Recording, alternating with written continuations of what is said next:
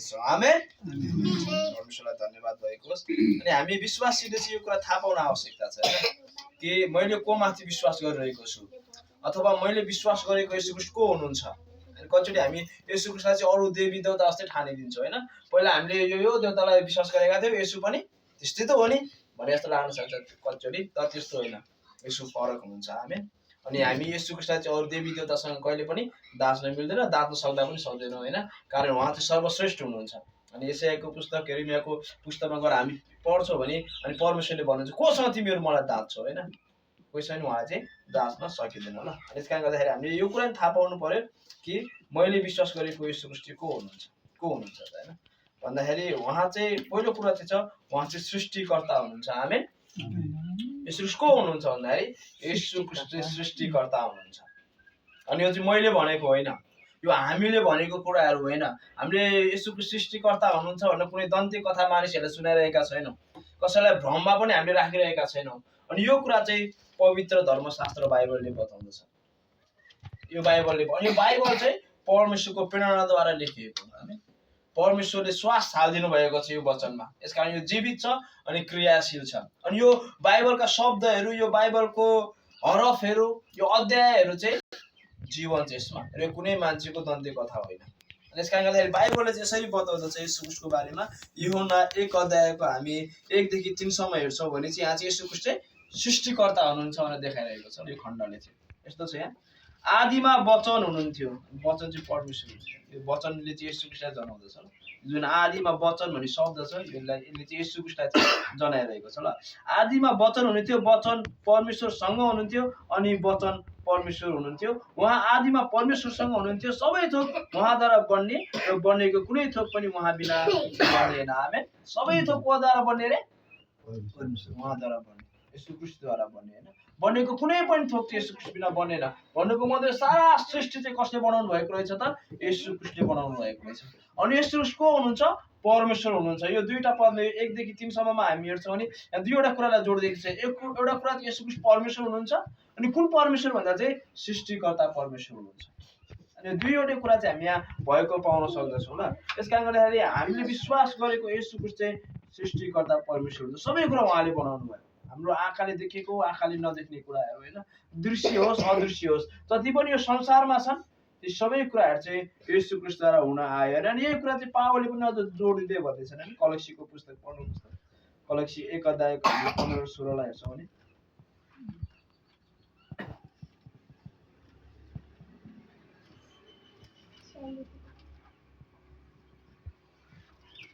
यस्तो छ। उहाँ अदृश्य परमेश्वरको प्रतिरूप, सारा सृष्टिका दृष्टा हुनुहुन्छ येशू ख्रीष्ट। किनकि उहाँमा नै येशू ख्रीष्टमा नै ल, किनकि उहाँमा नै सबै थोक सृष्टि भएका थिए। हामी उहाँमा नै येशू ख्रीष्टमा नै सबै थोक चाहिँ सृष्टि भएका थिए। स्वर्गमा र पृथ्वीमाथि भएका दृश्य र अदृश्य थोकहरू, चाहे सिंहासनहरू, चाहे प्रभुत्वहरू, चाहे प्रधानताहरू, चाहे अधिकार, सबै थोक उहाँद्वारा र उहाँकै निम्ति सिर्जिएका हुन्। आमेन। उहाँद्वारा र उहाँकै निम्ति सिर्जिएका सबै कुरा तपाईँ र मलाई पनि येशू ख्रीष्टले बनाउनु भयो। यस कारणले गर्दा जुन परमेश्वरमाथि तपाईँ र मैले विश्वास गरिरहेका छौँ, हामीले सही परमेश्वरमाथि विश्वास गरिरहेका छौँ। आमेन। आज धेरै मान्छेहरूले चाहिँ सृष्टिकर्ता परमेश्वरलाई होइन तर सृष्टितिर गइरहेका छन्। सृष्टिलाई पुजिरहेका छन् उनीहरूले होइन। उनीहरूले रुखलाई पुजिरहेका छन्, उनीहरूले खोला नालालाई पुजिरहेका छन्, उनीहरूले सूर्यलाई पुजिरहेका छन्, उनीहरूले चन्द्रमालाई पुजिरहेका छन्। तर याद गर्नु तपाईँ र म चाहिँ त्यो बनाउनु हुने परमेश्वरलाई पुजिरहेका छौँ। आमेन। जो चाहिँ सृष्टिकर्ता हुनुहुन्छ, त्यो सृष्टिकर्ता को हुनुहुन्छ? एक समय त हामी पनि त्यस्तै थियौँ होइन र? हामी पनि एक त्यस्तै थियौँ होइन। हामी पनि एक समय चाहिँ सूर्यलाई पुज्थ्यौँ होइन, चन्द्रमालाई पुज्थ्यौँ, खोला नाला वन जङ्गल सबैलाई पुज्थ्यौँ हामीले। यस्तो छ कि हामी यस्तो देशमा छौँ कि हामीले नपुज्ने केही पनि छँदै छैन। हामीले चढेको बाइकलाई हामी पुज्छौँ, गाडीलाई हामी पुज्छौँ होइन, खोलातिर हिँड्नुपर्छ पुलमा जाने बित्तिकै त्यस्तो गरिहाल्छ हामीले, पुललाई पनि पुगिहाल्छौँ हामीले होइन। हामी सबैलाई पुज्ने मान्छे होइन। तर याद गरौँ त्यो चाहिँ गलत हो होइन, कारण तिनीहरूलाई पुजेर केही पनि पाइँदैन होइन। अनि जब तिनीहरूलाई हामी पुज्छौँ भने चाहिँ अब परमेश्वरको क्रोध मात्र निम्ताउँछ तिनीहरूले चाहिँ। तर हामीलाई चाहिँ अब परमेश्वरले त्यहाँबाट निकाल्नु भएको छ, हामीले त्यहाँबाट छुटकारा पाएका छौँ। र अब चाहिँ हामी कसलाई पुज्दैछौँ, अब चाहिँ हामी कसलाई आराधना गर्दैछौँ भन्दाखेरि अब चाहिँ हामी साँचो परमेश्वरलाई आराधना गर्दैछौँ, जो चाहिँ सम्पूर्ण ब्रह्माण्डको सृष्टिकर्ता हुनुहुन्छ।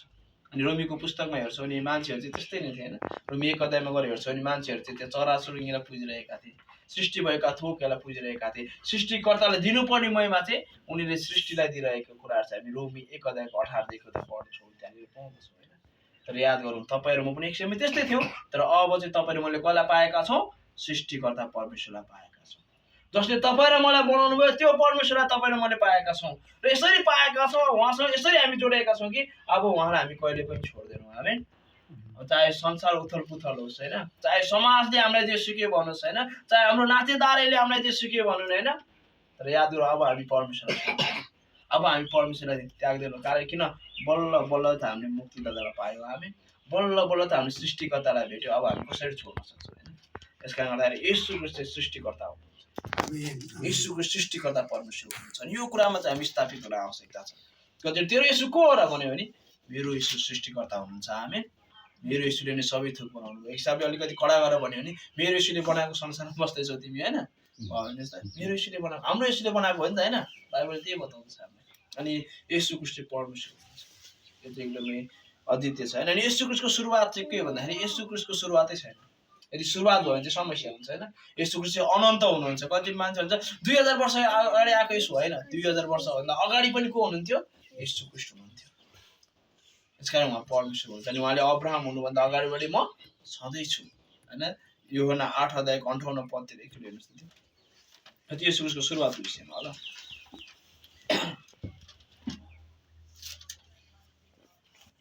येशूले तिनीहरूलाई भन्नुभयो साँच्चै म तिमीलाई भन्दछु अब्राहम हुनुभन्दा अघिबाटै म छँदैछु। आमेन। अब्राहम हुनुभन्दा अगाडिबाट पनि म छँदैछु। येशू ख्रीष्ट भन्दा 2000 वर्ष अगाडि अब्राहम आएका छन्। अनि अब्राहम आएको 2000 वर्षपछि येशू ख्रीष्ट आइरहनु भएको छ। अनि यहुदीहरूलाई भन्दै हुनुहुन्छ म अब्राहम भन्दा अगाडिबाट छँदैछु। अनि यस कारण गर्दाखेरि यहुदीहरू चाहिँ रिसाउँछन्। उहाँले ढुङ्गाले हान्नु खोज्यो त्योभन्दा तलको पत्ता मैले पढ्नु भयो भने। कारण अब्राहम भन्दा ठुलो येशूले आफूलाई देखाइरहनु भएको छ। उनीहरूको निम्ति अब्राहम चाहिँ एकदमै ठुलो। अब्राहम त पिता हो। उहाँभन्दा भर्खर 2000 वर्ष, अब्राहमभन्दा 2000 वर्ष पछाडि आएर अब्राहमभन्दा अगाडि म छँदैछु, अब्राहमभन्दा जेठो भन्छ होइन। तर उहाँ चाहिँ अब्राहमको पनि को हुनुहुन्छ? परमेश्वर हुनुहुन्छ। आमेन। अब्राहम पनि परमेश्वर चाहिँ येशू ख्रीष्ट हुनुहुन्छ। अनि उहाँले भन्छ म छँदैछु भनेपछि भन्नु येशू ख्रीष्टको सुरुवात चाहिँ 2000 वर्ष अगाडि मात्र भएन, त्योभन्दा अगाडि पनि येशू ख्रीष्ट हुनुहुन्थ्यो। त्योभन्दा अगाडि संसार चलाउने पनि उहाँ हुनुहुन्थ्यो, अहिले पनि संसार चलाउने उहाँ नै हुनुहुन्छ होइन। अनि स्वर्ग र पृथ्वीको समस्त अधिकार उहाँसँगै छ। र भनौँ सृष्टिभन्दा अगाडि नै येशू ख्रीष्ट हुनुहुन्थ्यो। यस कारण गर्दा त उहाँले सृष्टि बनाउनु भयो होइन। यदि सृष्टिभन्दा अगाडि उहाँ नहुनुभयो भने त कसले सृष्टि बनायो त होइन? उहाँ सृष्टिभन्दा अगाडि हुनुहुन्थ्यो, यस कारण उहाँले सृष्टि गर्नुभयो। अनि यो कुरा आज हामी यूहन्ना 17 पाउँछ। हेर्नुहोस् त 17:5 हेर्नुहोस् त। अब हे पिता संसारको सृष्टि हुन अघि, कतिखेर अरे? संसारको सृष्टि हुन अघि तपाईँको सम्मुख मेरो जुन महिमा थियो त्यसले आफ्नो उपस्थितिमा मलाई महिमित पार्नुहोस्। आमेन। संसारको सृष्टिभन्दा अगाडि पनि जुन महिमा मेरो थियो त्यसै महिमा मलाई महिमित पार्नु। यो येशू ख्रीष्टको सुरुवात चाहिँ छैन भनेको। यो 2000 वर्ष अगाडि मात्र येशू ख्रीष्ट आउनु भएको होइन, तर त्योभन्दा पनि अगाडि येशू ख्रीष्ट हुनुहुन्थ्यो। कारण उहाँ परमेश्वर हुनुहुन्थ्यो र उहाँले नै सबै कुराहरू बनाउनु भयो। अब येशू ख्रीष्ट किन आउनु भयो त? छोटकरीमा जान्छु। अब प्रश्न यो छ कि येशू ख्रीष्ट किन आउनु भयो? आज हामी मानिसहरूलाई गएर येशू ख्रीष्टको बारेमा किन छ? उहाँ परमेश्वर हुनुहुन्थ्यो, सबै कुराहरू उहाँले बनाउनु भयो, उहाँलाई स्वर्गमा आनन्द थियो होइन र? स्वर्गमा सबै थोक थियो, स्वर्गदूतले उहाँको महिमा गरिरहेका थिए होइन। अब त्यो स्वर्गलाई छोडेर संसारमा किन आउनु भयो? हेर्नुहोस् त कतिवटा मान्छे अमेरिकामा सबै सेटल भइसकेको छ अनि उसलाई अफ्रिका जान गाह्रो हुन्छ नि होइन? अफ्रिकामा जान मन लाग्छ त मान्छेलाई? अमेरिकामा सबै सेटल छ उसलाई एकदम धन दौड सबै अमेरिकामा छ, अफ्रिकामा को जान्छ होइन? मरेली लाने ठाउँ, सर्प आउने ठाउँ होइन, फोहोर हुने ठाउँ भन्छ एक हिसाबले होइन। अमेरिकामै बस्न मनपर्छ नि होइन। स्वर्गमा न पाप छ न के छ, उहाँ महिमित हुनुहुन्छ। तर पापपूर्ण संसारमा किन आउनुभयो त? किन आउनुभयो त येशू ख्रीष्ट? येशू ख्रीष्ट आउनुको कारण के हो त भन्ने कुराहरू चाहिँ हामी छोटकरीमा हेर्नेछौँ। अनि तीनवटा कुरालाई हामी हेर्नेछौँ। येशू ख्रीष्ट किन आउनुभयो भनेर तीनवटा बुदालाई हामी हेर्नेछौँ। अनि हामी अन्त्य गर्नेछौँ। र एउटा चाहिँ उहाँ हामीलाई जीवन दिनलाई आउनुभयो। हामी हामीलाई प्रशस्त मात्रामा जीवन दिनलाई आउनुभयो होइन। हामी यो चाहिँ यूहन्ना 10:10 पाउँछौँ ल। हामीले पद कन्ठ पनि छ क्रिसमस जस्तो चाहिँ चोर त चोर्न मार्न र नाश पार्न मात्र आउँछ, म त तिनीहरूले जीवन पाउन् र त्यो प्रशस्त मात्रामा पाउन् भन्ने हेतुले आए। आमेन। येशू ख्रीष्ट हामीलाई जीवन दिनलाई, प्रशस्तताको जीवन थियो। हामीसँग जीवन थिएन, हैन आदमले पाप गरे आदमको पाप हामीमा सरेको थियो अनि हामी चाहिँ मरेका थियौं हाम्रो आत्मा मरेको थियो निष्क्रिय थियो हैन त्यसकारणले गर्दा हामी चाहिँ नरकतिर जाँदै थियौं अनि कुनै पनि जीवन हामीमाथि शरीरमा हेर्दा त जीवन छ हैन शरीरमा हेर्दा सुटेड बुटेड छ हैन गाडी पनि चलाइरहेछ मोटरसाइकल पनि हाँकिरहेछ तर आत्मिक रूपमा हेर्यो भने मरेको छ पुरै निष्क्रिय छ त्यसको कारण नरकतिर जाँदैछ अनि येशू ख्रीष्ट चाहिँ जीवन दिन आउनु हो त्यसै कारणले गर्दाखेरि यदि येशू ख्रीष्ट आएर जीवन नदिएको भए हामीसँग कुनै पनि आशा थिएन र त्यो जीवन दिनको निम्ति चाहिँ येशू ख्रीष्टले आफ्नो प्राण दिनुभयो आमेन याद गर्नुहोस् त हामीलाई जीवन दिनको निम्ति चाहिँ येशू ख्रीष्टले आफ्नो प्राण दिनुभयो हामीलाई बचाउनको निम्ति चाहिँ येशू ख्रीष्ट आफू चाहिँ मर्नुभयो यदि येशू ख्रीष्ट क्रुसमा नमरेको भए यदि येशू ख्रीष्टले आफ्नो प्राण चाहिँ त्यो क्रुसमा बलिदान नगरेको भए तपाईँ र मसँग चाहिँ जीवन हुँदैन थियो यस कारण गर्दाखेरि उहाँले चाहिँ हामीलाई कसरी जीवन दिनुभयो भन्दाखेरि क्रुसमा मरेको कारण हामी पापी थियौँ हामी अधर्म थियौँ हैन हाम्रो पापको कारणले गर्दा हामीलाई नर्क लाँदै थियो हाम्रो सम्पूर्ण पापको मूल्य चाहिँ येशू ख्रीष्टले क्रुसमा तिरिदिनु भयो उहाँले आफ्नो प्राण दिनुभयो हैन त्यो प्राण किन दिनुभयो प्रेम गरेको कारणले दिनुभयो अनि यूहन्ना 15 अध्यायको हामी एकचोटि हेरौँ नि यूहन्ना 15 अध्याय पढ्नुहोस् त यूहन्ना 15 को 13 हेर्नुहोस् त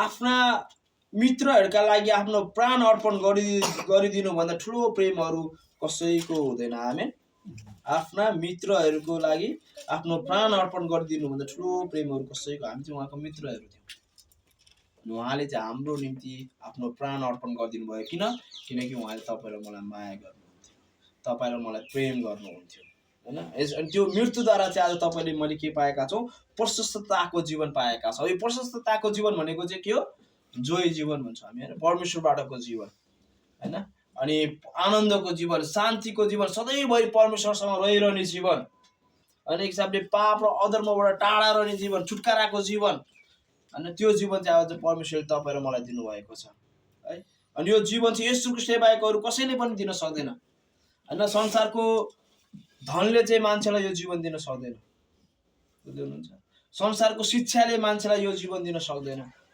संसारका वैज्ञानिकहरूले यो जीवन मानिसलाई दिन सक्दैन आज वैज्ञानिकहरू धेरै प्रगति गरेका छन् हैन आज यो औषधि विज्ञानमा मान्छेहरू धेरै प्रगति गरिरहेका छन् तर त्यो कुनै पनि औषधिले पनि यो जीवन दिन सक्दैन यो जीवन चाहिँ केवल येशू ख्रीष्टले मात्र दिनुहुन्छ उहाँले मात्र दिन सक्नुहुन्छ कारण किन उहाँसँग मात्र यो प्रशस्तताको यो अनन्त जीवन छ अनि त्यही जीवन दिन चाहिँ येशू ख्रीष्ट आउनुभयो र त्यही जीवन आज तपाईले मैले पाएका छौं र त्यही जीवनको प्रचार चाहिँ हामी यो गाउँमा गर्दैछौँ आमेन हामी ती घरमा गएर यही जीवनको प्रचार गर्दैछौँ कि येशू ख्रीष्टमा चाहिँ के छ प्रशस्तताको जीवन छ येशू ख्रीष्टमा के छ अनन्त जीवन छ कारण येशू ख्रीष्ट चाहिँ हामीलाई अनन्त जीवन दिनलाई आउनुभयो त्यहाँ चोरहरू आए डाकाहरू आए हैन उनीहरू चाहिँ मार्न आए उनीहरू चाहिँ नाश गर्न आए तर येशू ख्रीष्ट चाहिँ हामीलाई जीवन दिन आउनुभयो अनि क्रिसमसमा यही सन्देश लिएर हामी जाँदैछौँ मानिसहरूको घरमा हैन मानिसहरूलाई यही कुराहरू हामी बताउँदैछौँ कि येशू ख्रीष्टमा चाहिँ के छ जीवन छ नि पहिले यूहन्ना 5 अध्यायको 11 12 13 मा गएर हामी हेर्छौँ भने पनि त्यहाँनिर स्पष्ट लेखिएको छ कि जोसँग पुत्र छ त्योसँग जीवन छ जोसँग पुत्र छैन त्योसँग जीवन हुँदैन हैन यसकारण गर्दाखेरि हामीसँग पुत्र छ हामीसँग जीवन छ अनि उहाँले संसारलाई आफ्नो पुत्र किन दिनुभयो येशू ख्रीष्ट किन दिनुभयो भन्दाखेरि चाहिँ मानिसहरूलाई जीवन दिनलाई दिनुभयो अनि यूहन्ना 3 को 16 पद हैन हामीलाई कन्टे छ हैन कि परमेश्वरले संसारलाई यस्तो प्रेम गर्नुभयो कि उहाँले आफ्नो एकलौटी पुत्र दिनुभयो ताकि उहाँमाथि विश्वास गर्ने कोही पनि नाश नहोस् तर त्यसले अनन्त जीवन पाओस् आमेन येशू ख्रीष्ट किन दिनुभयो भन्दाखेरि हामीलाई अनन्त जीवन दिनुभयो मानिसहरूलाई अनन्त जीवन दिनको निम्ति दिनुभयो कहिले पनि नाश नहुने भनेको मतलब सधैँभरि परमेश्वरसँग रहिरहनको निम्ति चाहिँ येशू ख्रीष्ट उहाँले पठाउनु भयो अनि त्यही जीवनको विषयमा चाहिँ हामी मानिसहरूलाई बताउँदछौँ हामी सांसारिक जीवनको शारीरिक जीवनको विषयमा बताउँदैनौँ तर हामी अनन्त जीवनको विषयमा बताउँदछौँ कारण त्यही अनन्त जीवन चाहिँ येशू ख्रीष्टमा मात्रै छ येशू ख्रीष्ट हामीलाई जीवन दिन आउनुभयो ल अनि अर्को चाहिँ छ उहाँ चाहिँ दियावल्सका कामहरूलाई नष्ट पार्नलाई आउनुभयो शैतानको कामहरूलाई नष्ट गर्न आउनु भयो ल यो चाहिँ हामी पहिले यूहन्ना 3 को 8 मा पाउँछौँ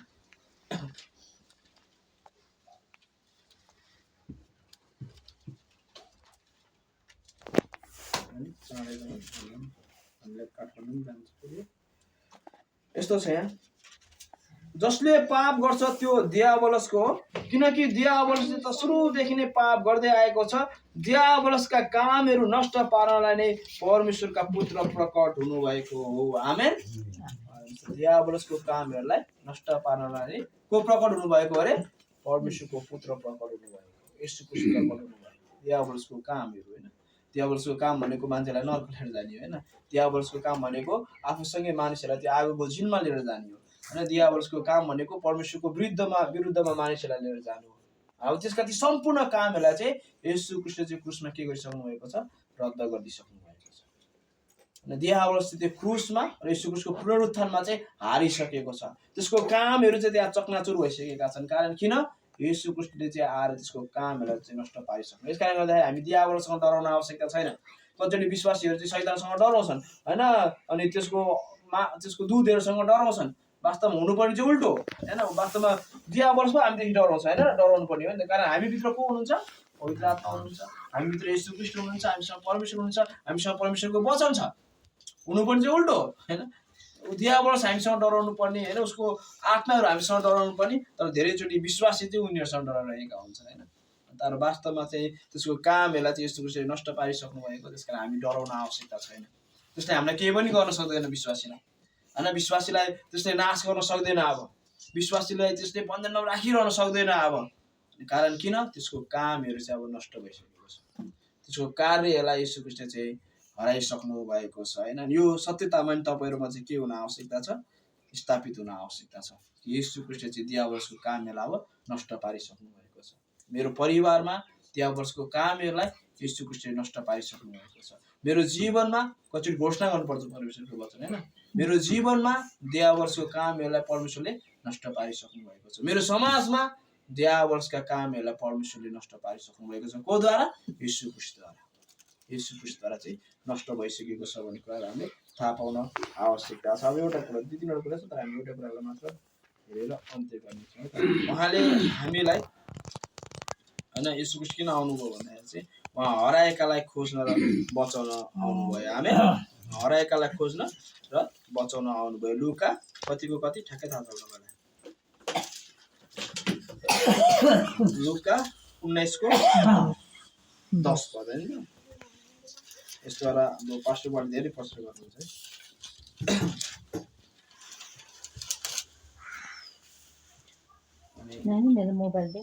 किनकि मानिसको पुत्र हराएकालाई खोज्न र बचाउन आएको। आमेन।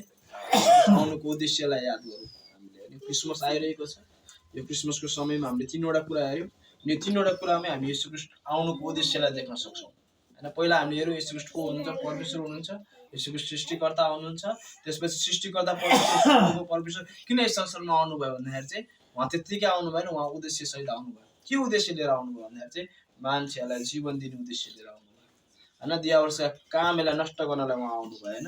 उहाँ चाहिँ हराएकालाई खोज्न र बचाउन आउनुभयो। मान्छे हराइरहेको थियो होइन, परमेश्वरबाट टाढा टाढा भागिरहेको थियो। त्यो हराएर मान्छे के गरेर मरिरहेको थियो।